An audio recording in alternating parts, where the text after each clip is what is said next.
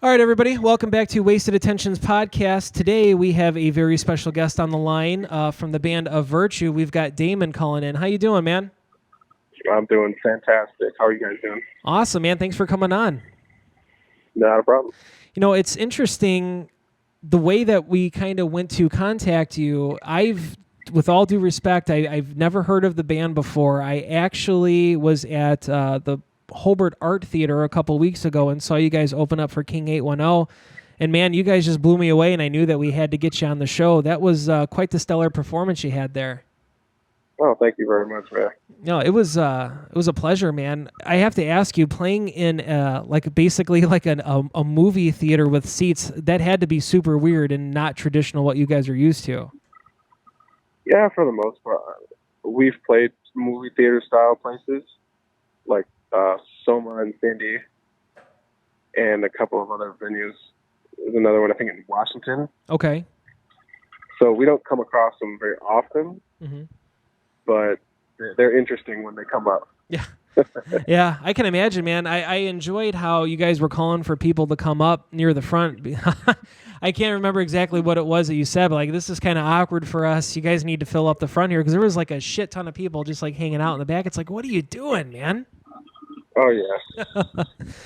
But no, seriously, you know, there's not a lot of bands these days that I will see live and just completely just kind of alter my perception on what really is out there right now. And you know, I ended up going home. I ended up talking to these guys about the band, shared a bunch of links. I was like, you guys got to check these out. And we checked out What Defines You. And man, it's really hard to describe what this album is, at least from the listener's point of view. Like, the thing that I was trying to think about to talk to you was like, how can I convey what this album made me feel like? And the overall message to me was like, this shows vulnerability in the writing as far as how you feel and how you interpret your feelings, but it also shows you that you can overcome whatever's on your plate. Like, it's that perfect mix of, hey, there's things in my life that are really shitty, but also I have the power within myself to make those changes. And it was such a positive and uplifting message on this album overall.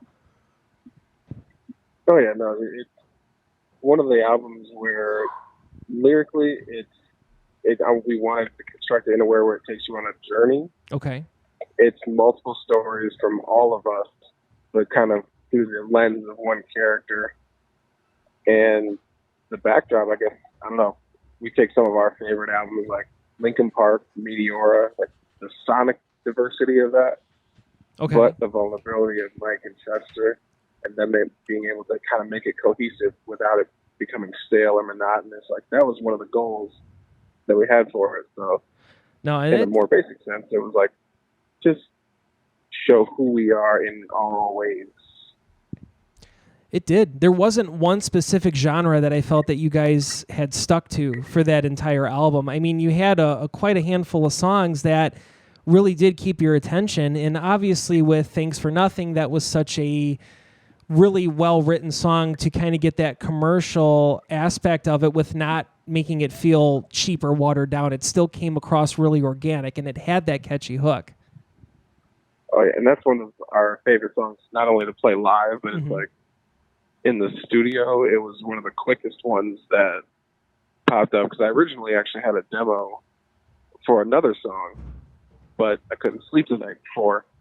So I was staying up and I was like messing around playing some guitar and came up with the main riff, and I was like, oh, let me try to incorporate this into what I had that was existing on. Right. It turned out that it didn't work, but I just liked the riff and I liked the chorus. Our producer Josh, we just went in there. I was like, hey, I have these two basic things. Let's, figure out something. And Right. It's kind of lightning in a bottle. Just 20 minutes later, we have the structure of the song, and then went through with Tyler with the lyrics and everything else, and there we go. That's awesome, man. Now, I know you said you guys all work collaboratively together because you all obviously have different influences. Was there a main writer of the vocals versus the music, or was it legitimately just everybody piece by piece together? For us, like, the bulk of the music, but everybody does have their input. So Mike will come in, he has his ideas of like what he wants to hear. John, he does his thing. He'll be like, hey, I would like this thing, or I feel a certain way with this.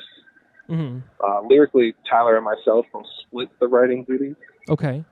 But it's kind of nice because there'll be a point where, he'll come to me with an entire song and be like, this is what the cadence, these are the melodies, blah, blah, blah, blah. And it just works. And there's no need for any of us to go through and edit it because it's like, it sounds great. Vice versa, if I come up with some melodies and lyrics for an entire song, I've shown him stuff right. where he goes, yeah, I like it. Let's go. Let's work with it. It's awesome because it's not complicated. It sounds like you guys have this down to it just being this equal partnership, and it just comes across super clean. Yeah, it's at the end of the day, you pick the strongest ideas, and we all understand, like, hey, sometimes, like, hey, something might not get used, but it's not the be-all, end-all. It's just like, all right, hey, we know you can do better, or we know we can make this idea what you think it can be. So right. Yeah. That's excellent. It's crazy when you obviously as a music fan and you jump into a band and you're trying to understand what they've been through and what their catalog has been and basically what have they accomplished leading up to the time that you have seen them or gotten into them. I cannot believe the amount of touring that you guys have been doing over the last 10 years. Oh, yeah. So, I mean, you guys are clearly, road ready and professional. Where are you guys at right now? Who are you on tour with? So right now we're on tour with Upon a Burning Body. Okay. And Speaking with Ghosts. And we're about midway through this tour. We're heading to Denver right now. Oh, okay. So you guys are literally on the road to Denver right now? Yes, I'm in the van. Fantastic. What a great way to pass the time with these assholes from Chicago, right? Oh, you're not assholes. I love it, man. No, it's really just an awesome thing to come across when you find a band and the music and it clicks. I mean, even while we were getting ready for the setup, we were talking about you guys and singing along to a couple of the melodies. Now, I know you said, obviously, Thanks for Nothing is one of your guys' favorite tracks. Is there a specific track for you off the album that really is your ultimate favorite, or? Ooh. It's a hard one. I would say in live, No Control. That's a badass song. The opener track. Yep. We open with it live and sets the tone for everything. Mm-hmm. And then Alone would probably be my overall favorite. Yeah. That's one of my favorites. Yeah? Yeah. Yeah? I like Alone, Suffer, and Pictures of You. That's awesome. Pictures of You is awesome. Those are all great. Yeah. For me, Surrounded was like, holy shit. Like, where did that come from? That was absolutely fantastic. And, it was just the way that you guys put on the show, like I said, is that you guys come across as professional. You come across as you've done this quite a few times before, and you guys know how to control that crowd to where you still have those quote-unquote metal kids up there shoving around and getting all rowdy, and you guys have those parts where it kind of gels and clicks where it's a little bit more of the singing, but you still have that intensity brought up the entire way, and that's a really, really hard thing to do these days, man, so kudos to you guys on that. Thank you. And yeah, that's, I guess the byproduct of the touring and being able to play across so many different demographics of people. It's like, yeah, I guess we want to show, like, I'm a metalhead. I'm a hardcore dude. I love hard rock, indie rock, hip hop, just music in general. And it's like, when you come to a metal show, metal is such a broad term. It's like, nobody wants to see 9 bands of the same thing. Right. It's like, we just come with our flavor. Even like you said, when you saw us with King, it's like King is its own. They're in their own stratosphere, right? Like straight up. But the thing is, we're not trying to be King. We're not going to try to do that. We're going to come there. We have melody, we have singing, we have riffs, but we're also going to bring an intensity to where somebody goes, "Oh man, I'm not used to the singing, or I'm not used to this." But I'm still bobbing my head and I'm still getting into it. And it's like, there we go. That's what we want to see. Hell yeah. we had obviously stuck around for King 810 as well, and probably the last time I saw them was right when the last album came out, and they were playing I can't remember if it was like Uproar or one of those tours, and it was really interesting because David's out there and he's covering himself up in mud, and I was like, man, I've never seen anything like this. And then seeing them stripped down in a really small club setting, it was like this like artistic piece that I wasn't even like up moshing or anything. I was just like sitting there watching. Like you had to take it in as a whole. Like it was like this theatrical. I guess I don't even know what I'm trying to say. It was just super different, but crazy. You can see a different side of them. Like when they're playing like the big festivals or we play a big festival or anything else, it's like most of the time it's get in, bangers, get out. Right. But when you have the chance to headline, you can pull different stuff out of your hat. You can show different sides of your band. Right.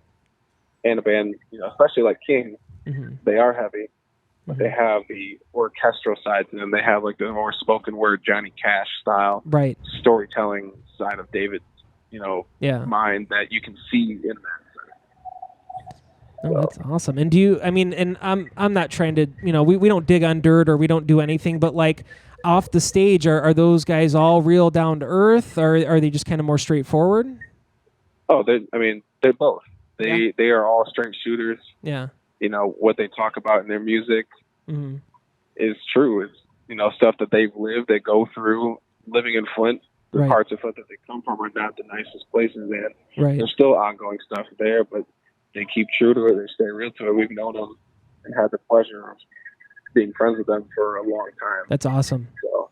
Hell yeah, man. Well, that's cool. It's real humbling to hear how things kind of work behind the scenes because, from our perspective, we see these bands and they completely melt our face off. It's fucking awesome. You get the pleasure of seeing these bands for like an hour, and then you're kind of like left to like ask all these questions. I don't know. It's cool coming from the fan point of view, being able to talk to somebody and kind of know how things are on the other side, Like even even just knowing you guys are on your way to Denver right now and you chose the time to talk to us. So that's awesome, man. Oh yeah. Well, the crazy thing too is like, and I even sometimes have to keep perspective of it, is like bands are human beings.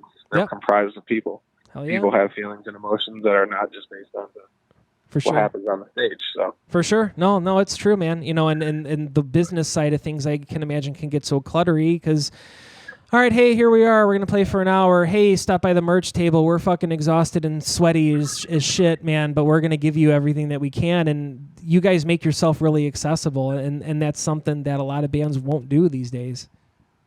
Oh, yeah. And whether it's part of their image or sometimes people feel like, hey, I've gotten myself to a point where it is becoming, I show up, I sell some merch, I might sign something, take a picture, and then I'm out. It's like, we're fortunate for the success that we've had. We're fortunate for the recent success and everything else, but we'll never get to a point where, like,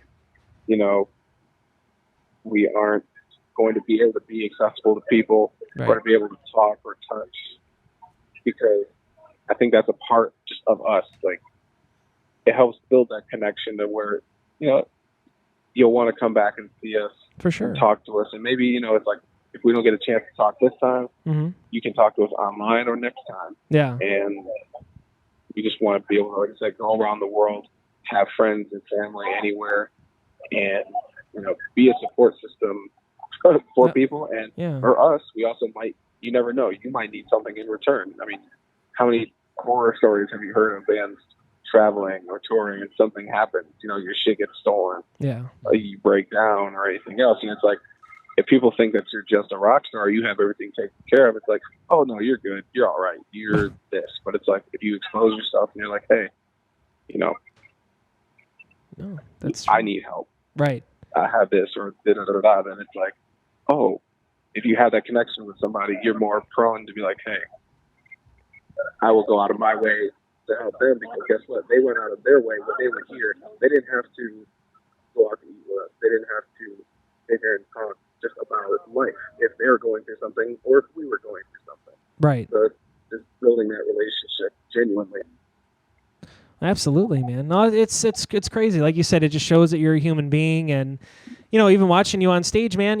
There's a lot of bands that won't even make eye contact with you, but Jesus Christ, man, you're a pretty big fucking swole dude. You're all over the place, and you're making sure that everybody up front knows that you see them. You know what I mean? And that's awesome. 100%. Yeah, hell yeah.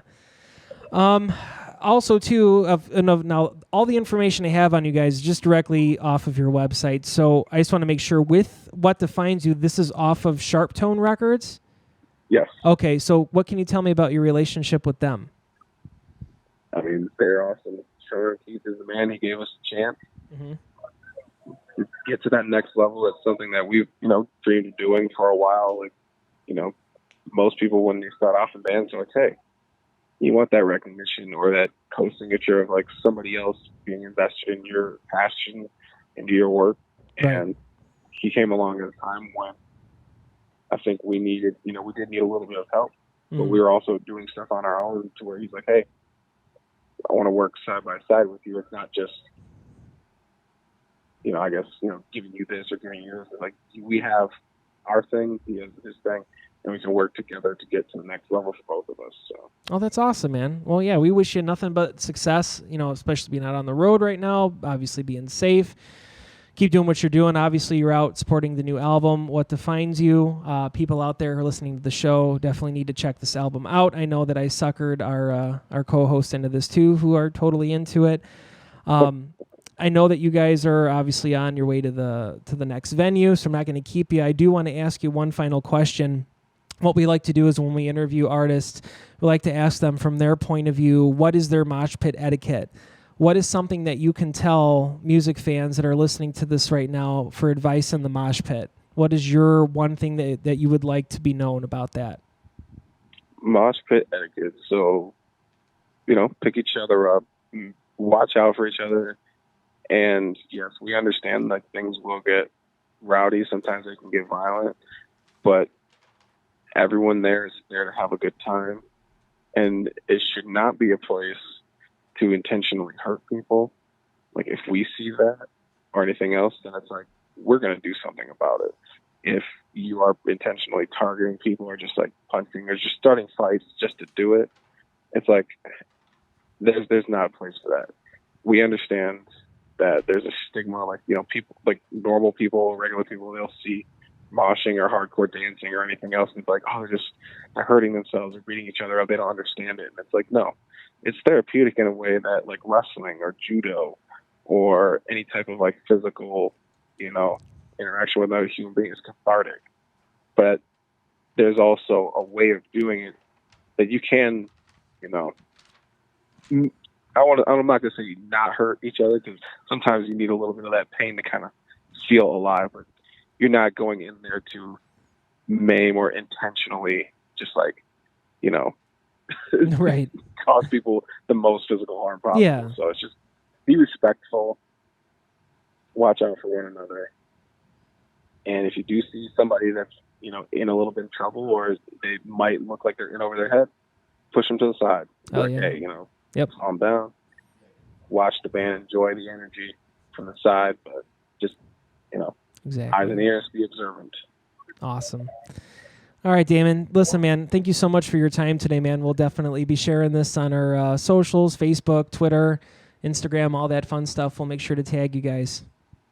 Awesome, bro. Thank you very much. No problem. You guys stay safe out there. Thank you for your time. Not a problem. Talk to you soon, all right? All right, you got it. Thank you. Bye.